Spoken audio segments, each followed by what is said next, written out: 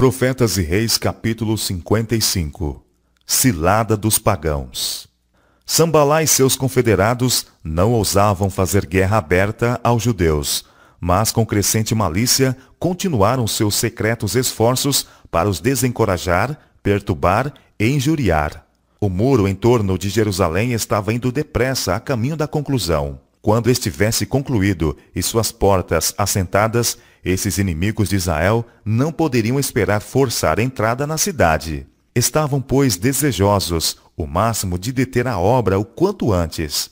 Por fim, imaginaram um plano pelo qual esperavam afastar Neemias do seu posto e, uma vez tendo-o em seu poder, matá-lo ou aprisioná-lo.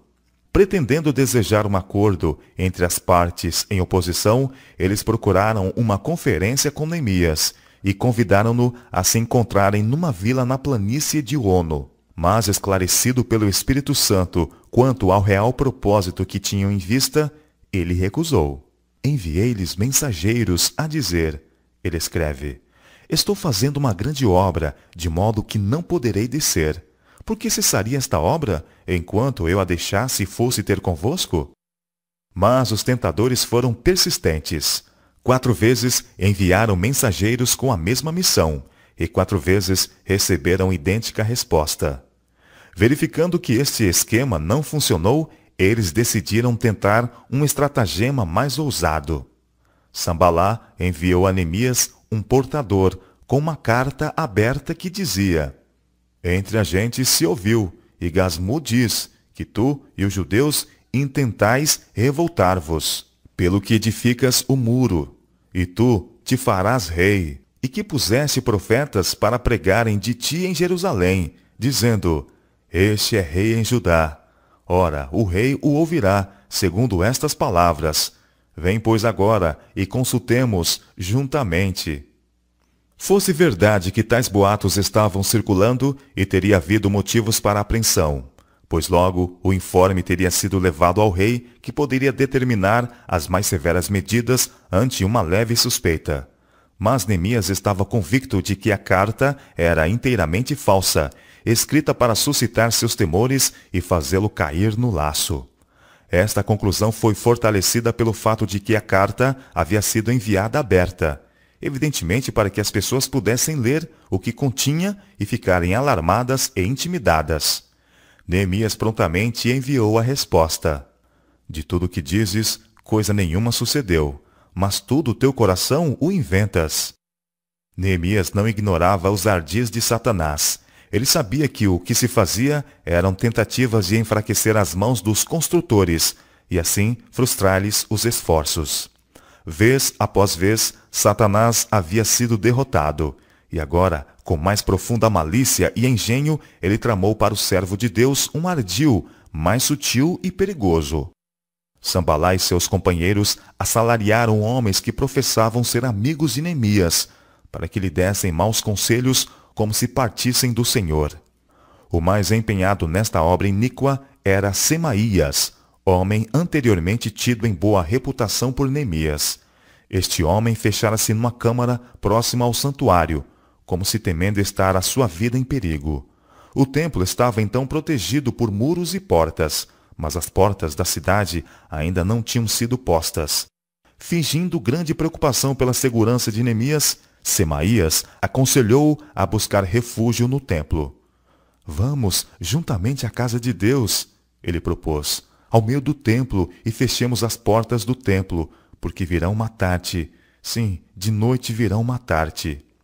Tivesse Neemias seguido este conselho traiçoeiro, e teria sacrificado sua fé em Deus, e teria aparecido aos olhos do povo como covarde e desprezível.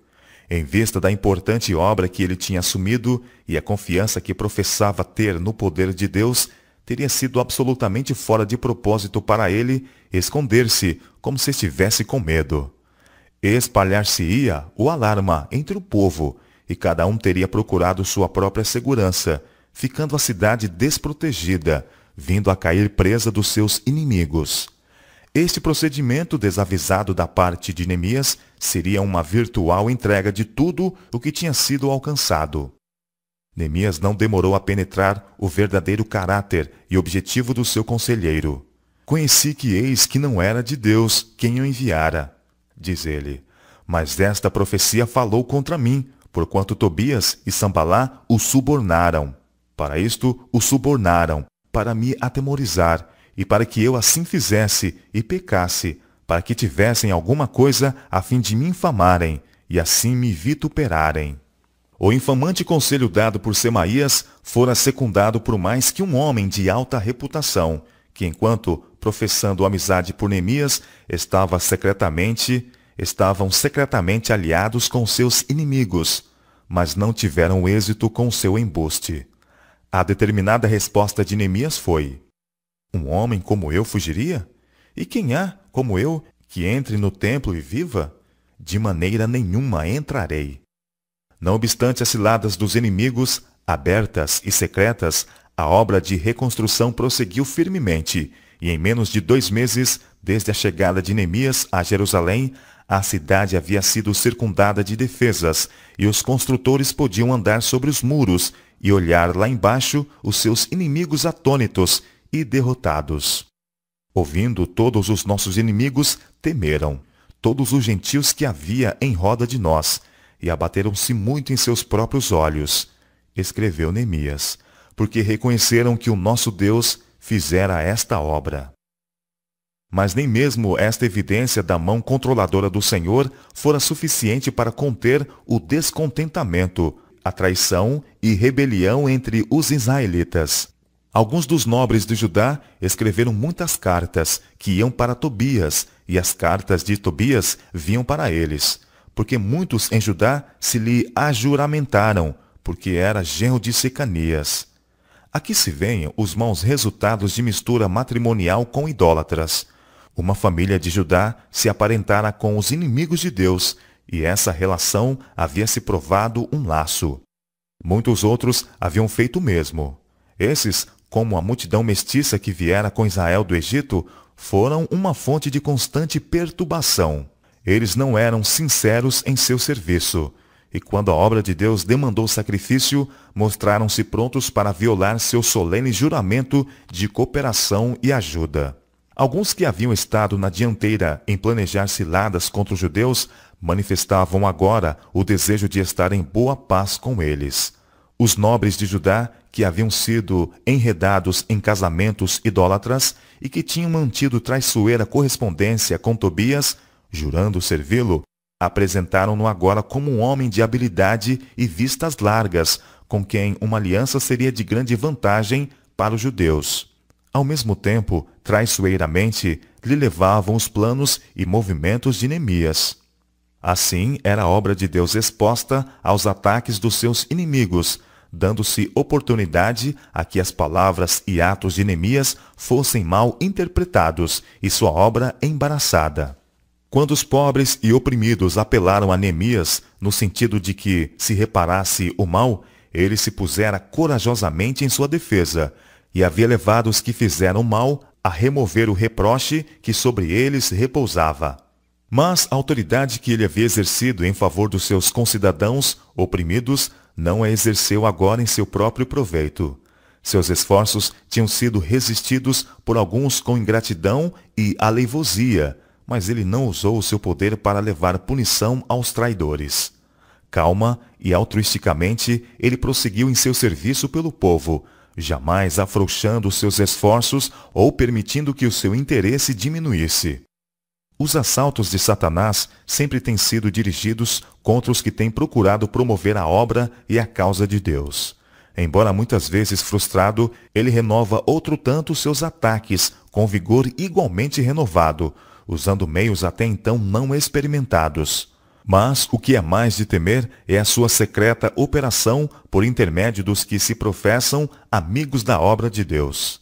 A oposição aberta pode ser feroz e cruel, mas traz em si menos perigo para a causa de Deus que a inimizade secreta dos que, enquanto professando servir a Deus, são servos cordiais de Satanás. Esses têm em seu poder colocar toda a vantagem nas mãos dos que usariam seu conhecimento para embaraçar a obra de Deus e lesar seus servos.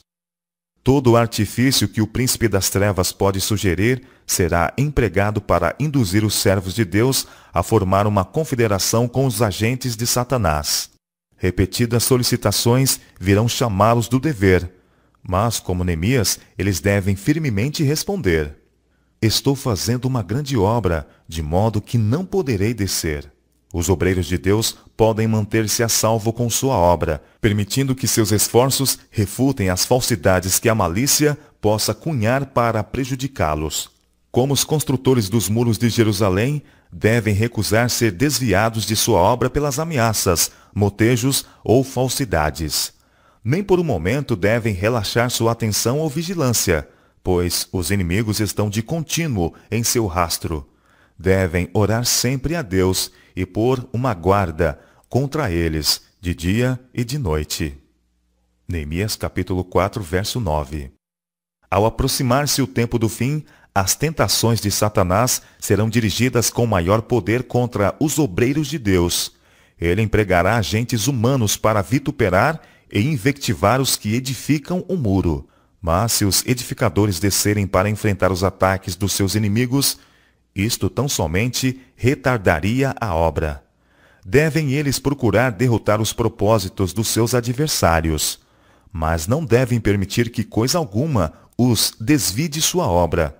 A verdade é mais forte que o erro, e o direito prevalecerá sobre a injustiça. Também não devem eles permitir que seus inimigos lhes conquistem a amizade e a simpatia, e assim induzi-los a desviarem-se do seu posto do dever. Aquele que por qualquer ato desavisado expõe a causa de Deus ao vitupério ou enfraquece as mãos dos seus cobreiros, põe sobre seu próprio caráter uma nódoa não facilmente removível e coloca um sério obstáculo no caminho de sua futura prestatividade. Os que deixam a lei louvam o ímpio. Provérbios capítulo 28, verso 4. Quando os que estão se unindo com o mundo, embora proclamando grande pureza, reclamam união com os que sempre foram opositores da causa da verdade, devemos temer e evitá-los tão decididamente como fez Neemias. Tal conselho é sugerido pelo inimigo de todo o bem. É o falar de oportunistas e deve ser resistido tão resolutamente hoje como o foi então. Qualquer que seja a influência que tende a demover a fé do povo de Deus em seu poder guiador, deve ser firmemente resistida. Na firme devoção de Neemias à obra de Deus e em sua confiança igualmente firme em Deus, jaz a razão da derrota dos seus inimigos em atraí-lo ao seu poder. A alma indolente facilmente cai presa da tentação, mas na vida que tem nobre alvo, absorvente propósito, o mal encontra pouco terreno. A fé de quem está constantemente avançando não se debilita, pois acima, embaixo, além, ele reconhece o infinito amor promovendo todas as coisas para a consecução do seu bom propósito.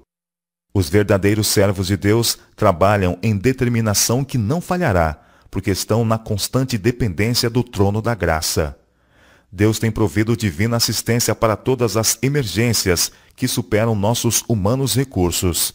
Ele dá o Espírito Santo para ajudar em toda apertura, para fortalecer nossa esperança e segurança, para iluminar nossas mentes e purificar nossos corações.